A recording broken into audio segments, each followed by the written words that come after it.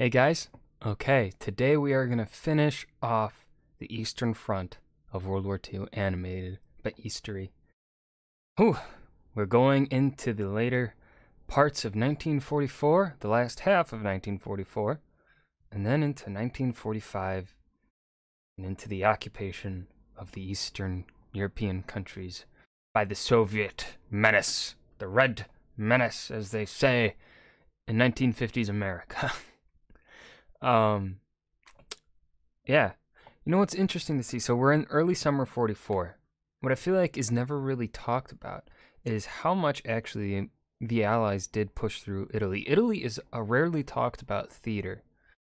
It's usually the discussion when it comes to World War II, honestly, the Eastern Front is not talked about much. It's mentioned. It's not really talked about much. But it's talked about more than the Italian front. It's always D-Day and then that Western Front in France. It is never Italy and it is never the Eastern Front. I don't know why. It makes sense. Because I feel like some of the most intense close-to-close fighting, obviously the most brutal of the fighting was on the Eastern Front. And then you had very close quarters fighting occurring in Italy because it's a small country, mountainous and stuff. I don't know why that's not talked about. Anyways, let's go ahead and start watching. The war had decisively turned against Germany. The Axis forces had been consistently pushed back, and both from east and west, the Allies were preparing to move into Germany. East, west, and south. The Western Allies had gathered their forces to open the Second Front, and the Germans had prepared a large force to counter them. They intended to push the Western Allies into the sea and then concentrate again on the Eastern Front.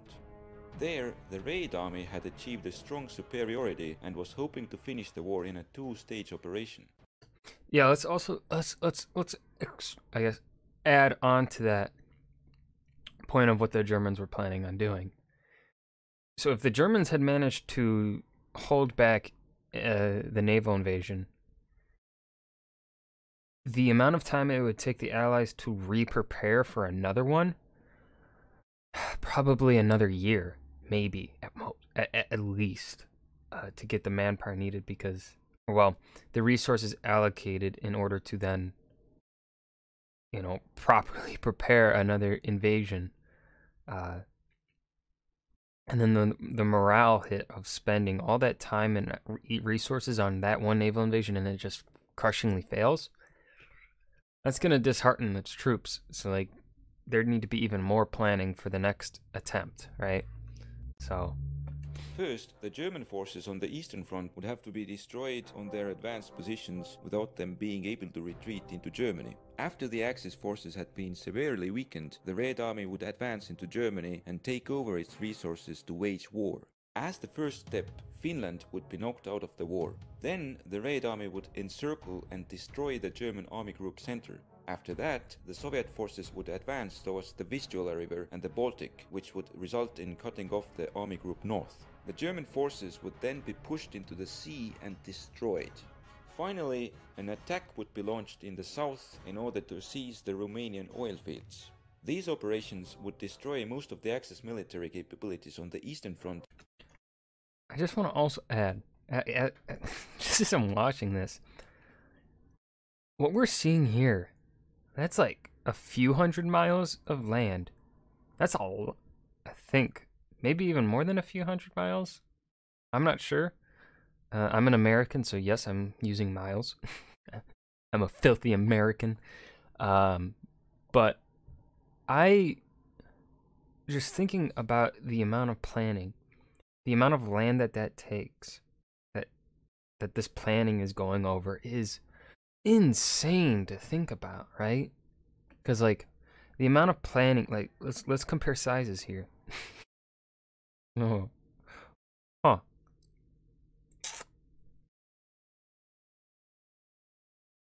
Not in that way. We're not comparing sizes in that way.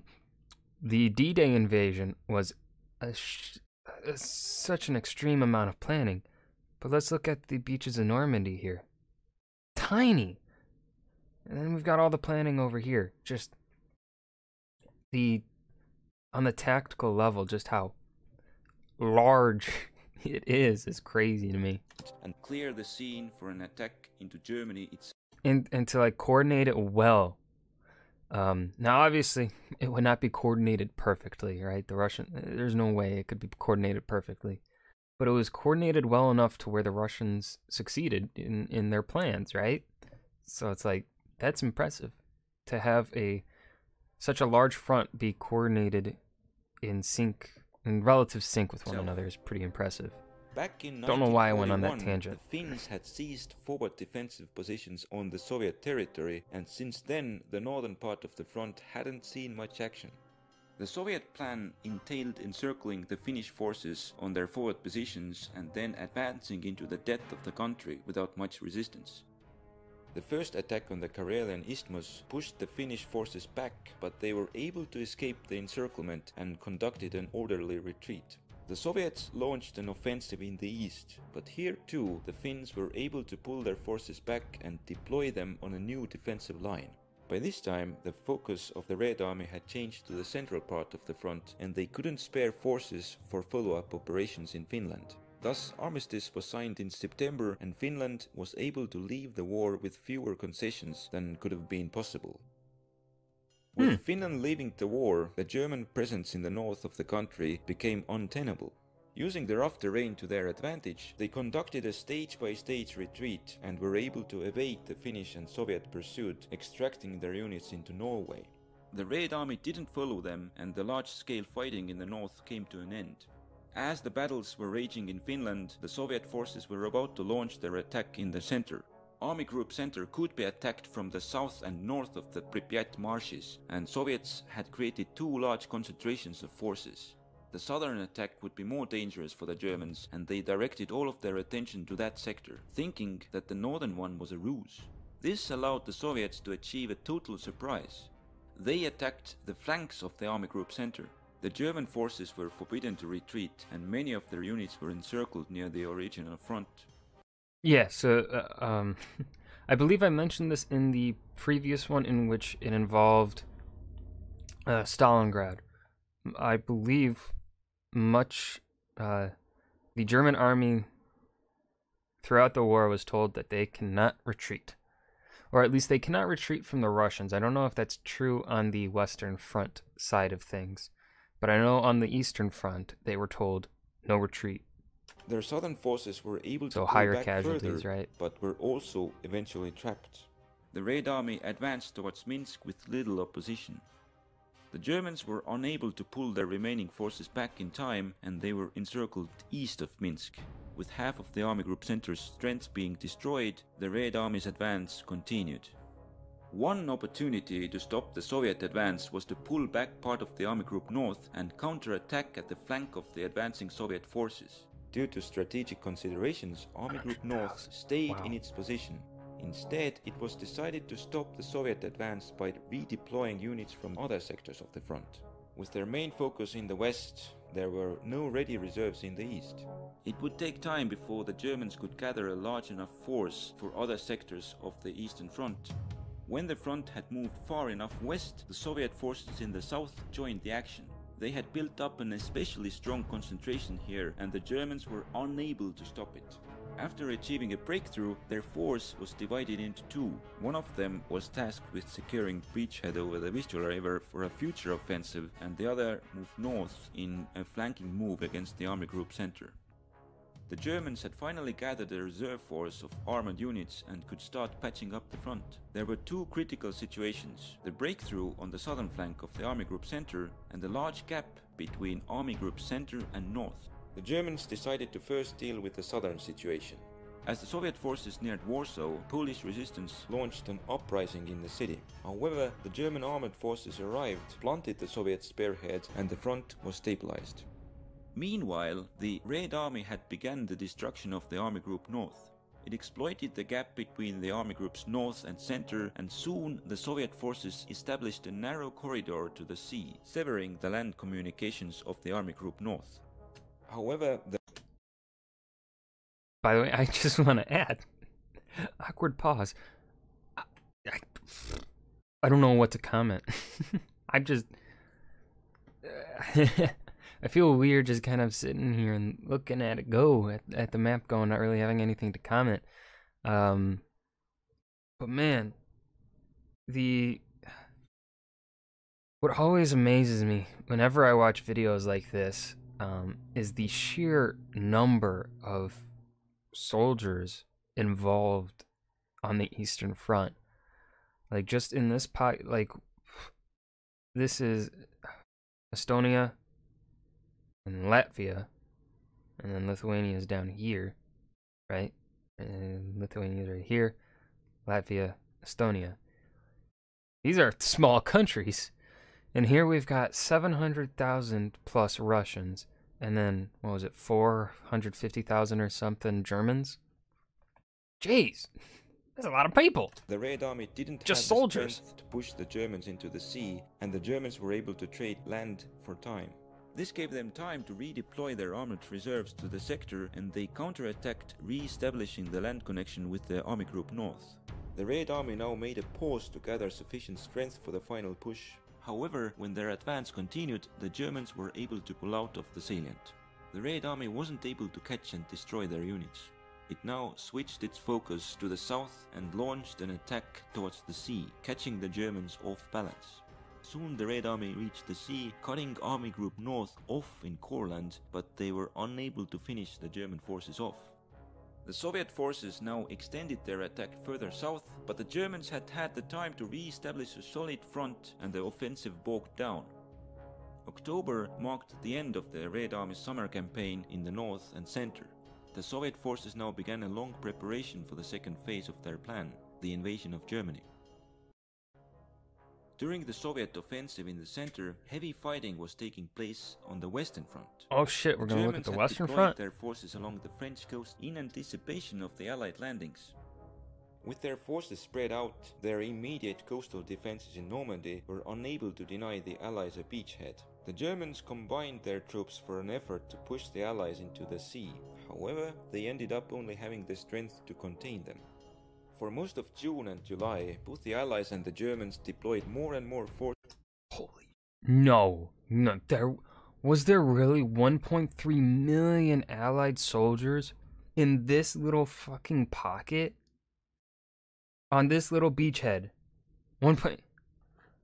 Jesus Christ. Normandy, but as the Germans had also to deal with the crisis on the Eastern Front, What they were the unable to allocate enough I didn't know there were that oh wow. troops, and in August the Allies broke out of the beachhead.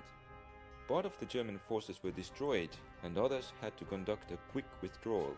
With their troops disorganized, the Germans were unable to take advantage of the defensive river positions in northern France and could check the Allied advance only in the hilly terrain. I didn't know, what was I gonna say? I blanked out on what I was gonna say. Oh, I wasn't expecting to actually get some Western Front movement on here. I thought it was literally going to be the entirety just Eastern. Obviously, he's not going into as much detail as he does for the Eastern Front in this animation here, but he's still showing the movements, and that's great. I love it. In front of the German border. The Allies began preparations to carry their advance into Germany itself. As the Allied forces were breaking out of Normandy, the Soviets were about to begin the final part of the plan, an attack against... It adds a whole lot of context into what the, for the Eastern Front's movements, right? Because then you're like, I guess if we were just looking at the Eastern Front, you'd probably just subconsciously or something, or actively thinking like, what's going on the Western Front? Like, what's German soldiers doing over there or something? I don't know. The Army Group South. I don't know what I'm saying. During the summer, more and more forces were diverted from the Army Group South in order to deal with the crisis in the center. Despite that, the Army Group had retained its forward deployment so in many front people of the river in such line. a small front. In late August, the Red Army launched its offensive on the southern part of the front. It took advantage of the vulnerable deployment of the Axis forces and managed to encircle part of them. Romania had long sought an opportunity to withdraw from the conflict, and now, when a large part of the German forces was neutralized, they made peace with the Allies and soon declared war on Germany. The Red Army now moved south unopposed. The surviving German units attempted to re-establish the front in the Carpathian Mountains. However, the Red Army moved west along the plains to outflank them. As the Soviet units entered Bulgaria, this country too joined the war against Germany and began mobilizing its army. Another thing that is often overlooked is because we're in Western schools, or well, American schools. I can at least say about, because of the amount of time that is expected to be taught, World War II is often a little bit brushed over, even though it is a topic that is talked about a lot in schools. However, one thing that we don't learn about is we learn Italy switched sides in the war, but what's not talked about is Romania and Bulgaria. This is interesting to see. The Germans were now joined by the Hungarian army and attempted to re-establish a solid front. And then I like the addition of like resistance However, they didn't have emblems time, here and to with show the that help of the Romanian units there was north resistance, of the right? mountains, the Red Army was able to cross the passes into the Hungarian plain with little opposition. Now, the Axis presence in the mountains became a liability, and the Red Army attempted to cut off these forces with a two-pronged attack. The northern attack was unable to push through the mountains, and this allowed the Axis forces to concentrate on the southern Soviet spearhead and destroy it. This slowed the Red Army's advance enough for the Axis forces to withdraw their units from the salient in time. The defection of Bulgaria and the Soviet advance into Hungary threatened to cut off the German occupation force in Greece. This area wasn't considered important by the Red Army, and they decided to commit their limited resources to Hungary. This gave the Germans time to gather their units from the islands to the mainland, and soon they began their withdrawal from Greece. They were able to extract much of their units intact. Until the end of the war, the southernmost part of the Eastern Front was of secondary importance for the Red Army, and fighting there would be relegated to local formations. By October, the first phase of... So I wonder why the higher-ups of the Soviet military, and then, of course, by extension, Stalin, viewed the Southern Front as not important. Obviously, they wanted the race to Berlin because they wanted to have as big of a piece of the cake, I guess, in the peace deals, or, well, at the negotiating table with the Allies, right? So I'm like, but I feel like, having some concentration on the Southern Front would have helped with that bargaining chip, right? Of the Soviet plan was complete. They were able to deny the Axis the Romanian... And also, just another point, is if they closed up this, they have a smaller front to cover, right? So I don't know why they ignored it. Supplies deal heavy damage to Army Group Center and South, and while they were unable to destroy the Army Group North, it was trapped in Courland. Germany itself was now vulnerable to an invasion. The forces in the north would undertake large-scale preparations, while the units in Hungary were to continue their advance. The Soviet forces continued their push, but by that time the Axis had recovered from their prior disasters, and the Red Army's advance was checked between the Carpathians and the Danube. With the central front quieting down, the Germans began deploying more forces to Hungary. The Soviets were able to extend their southern flank further west over the Danube, but the progress in the north was far slower. Facing difficulties, the Red Army concentrated on a smaller objective, taking Budapest, where the Axis had deployed a large garrison. During December, the Soviet forces slowly moved to encircle the city, and after its communications with the main Axis front had been cut, began a costly operation to clear the city of the defenders. With the northern part of the front still quiet, the Germans had brought up reinforcements and attempted to re-establish the land connection with the Budapest garrison. In the following month, they achieved some progress, but were eventually unable to reach the city. In the last months of 1944, most of Soviet forces were preparing for an offensive into Germany, and the fronts were relatively quiet. The Germans misinterpreted... Jesus. Now they were more than... Now it was like 3-1. Wow. And what's amazing about this, and what we will see in 1945, obviously we only have 6 minutes left, so it's going to appear as if it's moving fast. But despite this sheer astronomical number difference between the Soviets and the Germans would hold back the Soviet army amazingly well, despite the Germans starting to lose equipment at this point because they've been fighting a war for so long, and now they were losing land and men, so they obviously could not keep up with production, especially at this point in 1945, and the Soviets outnumbering them by so many. But yet, despite those differences and the lack of equipment, the Germans managed to still slow down the Soviets probably far better than anyone could have reasonably expected, right? And like it's just crazy to think of how well they were able to actually hold back such a horde of men coming at them. 6.5 million men versus 2.3. Like, and they managed to hold off for, obviously, Germany would fall in the early months of 1945. April? Or was it May when they surrendered? April was when Hitler killed himself. Was May when they surrendered? Early May? So the first 5 months of the year?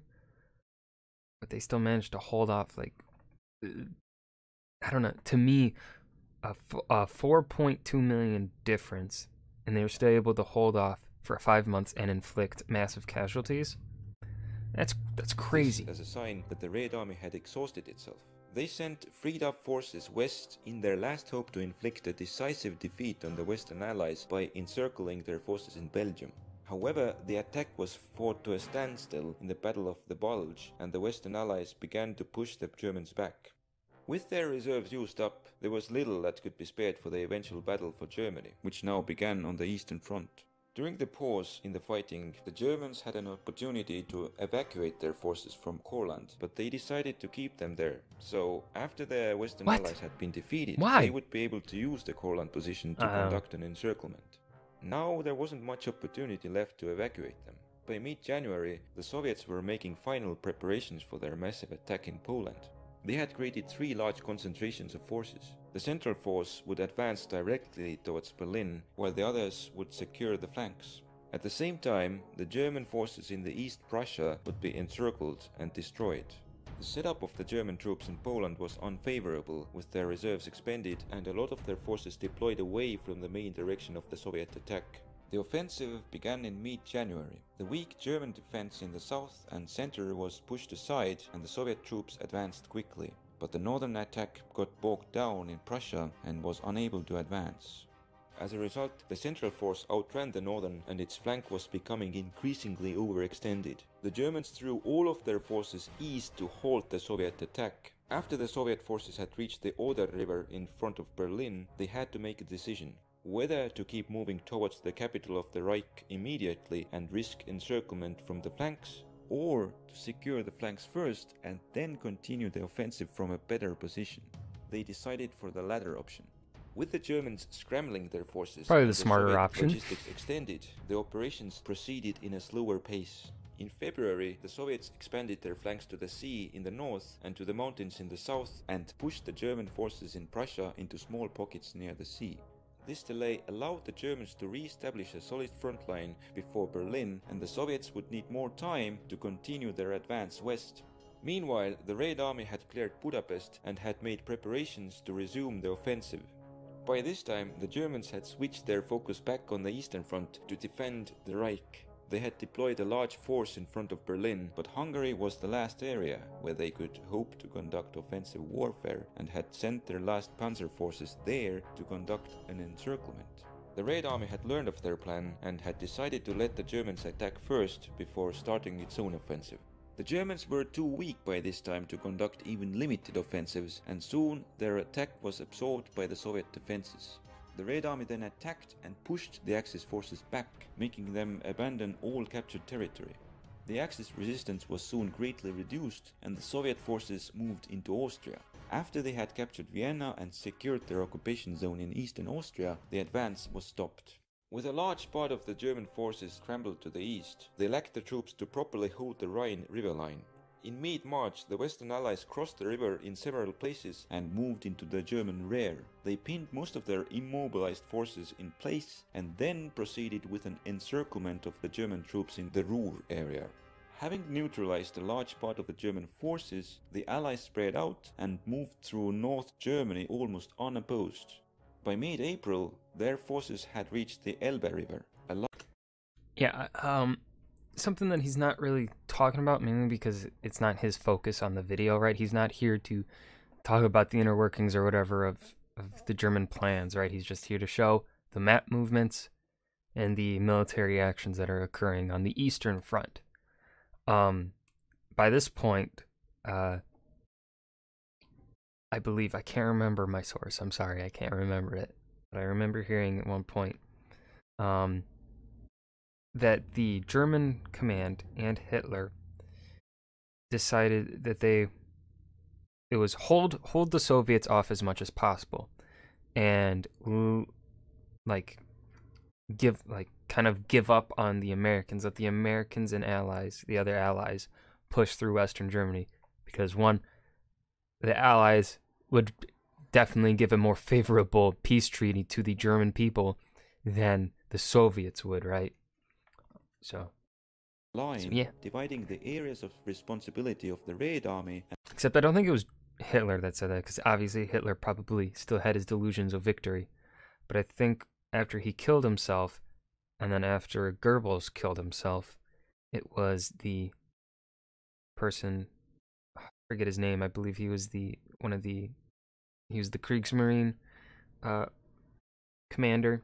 He was in charge of the Kriegsmarine. He took over, and he was the one that enacted really the plan of let the Allies push through so that they could have a more favorable peace through the Allies than they would with the Soviets or whatnot. And the Western Allies. At the same time, the Red Army decently. destroyed most of the German forces left on the Prussian coast and deployed the freed-up units to the Berlin direction. In the middle of April, the offensive was launched. The Red Army wanted to avoid costly urban combat in the city and moved directly towards Berlin, encircling the capital. Most of the German forces were left outside the city. Hitler then ordered them to move into Berlin, but they were too weak and were only able to fight their way out west. Thus, the Red Army was able to clear Berlin only in about 10 days. Soon the Soviet forces made contact with the Western Allies. By that time, Germany had lost most of its territory, and with the loss of the capital, the last Axis forces on the Eastern Front were to surrender soon. In the last operation of the Soviet... It's funny how, let's take a look at what land is remaining under Axis control here in May, right? 05. So May, right? January, February, March, April, May. Yeah, May. I can count. May of 1945, here after the fall of Berlin. So they've got Kiel. So that's German territory. They've got Bremen. That's German. Amsterdam. Dutch. Prague, and this area here. That's Czech. And then here, this is all Austrian. Linz, I believe, is an Austrian town, right? I'm remembering my geography a little bit. So, like, none of this land is really where their defenses are right now. None of this is actually German land. This is all, like, Czech and Austrian. German war. The Soviet forces still cut fighting off the path west of the German forces in Czechoslovakia and secured their surrender to the Red Army. During this time, the general German surrender was declared, and soon after that, the last remaining pockets of Axis resistance in Europe were liquidated. That's a lot of POWs. With that, World War II in Europe ended, and so do the areas on the Eastern Front. We would like to thank... Great video. Great video. Does he have any... I'm guessing these are the books here. Against the Odds, Survival on the Russian Front, John Stieber. Ivan's War. Okay. God, I should probably read those sometime. Probably. I do want to read more on the Eastern Front. It's just, for those that are making it here to the end, the people here probably making it to the end of this video, you already probably know, but I'm going to say it again. I am a late 800s Wessex, England, more political kind of historian. So, me ever getting to these books. I don't know when. Because obviously I am young, right? I'm a young boy. So in order for me to feel like I am a reputable source on my studies, which is Wessex, late 800s England, I need to focus on reading those. So, because I want people to trust me on Wessex and whatnot. So obviously I need to read on that as priority. But yeah, I do want to check out Eastern Front books eventually. Anyways, that's going to be the video. I love Eastory's videos. Of course, I'm going to keep reacting to more of his other videos. It's just I wanted to get through this series first. So yeah, thank you guys for watching. I hope you enjoyed. Remember to hit that like button and subscribe for more. Leave a suggestion down below as to what you'd like to see me react to next, and I'll see you guys next time. Thank you.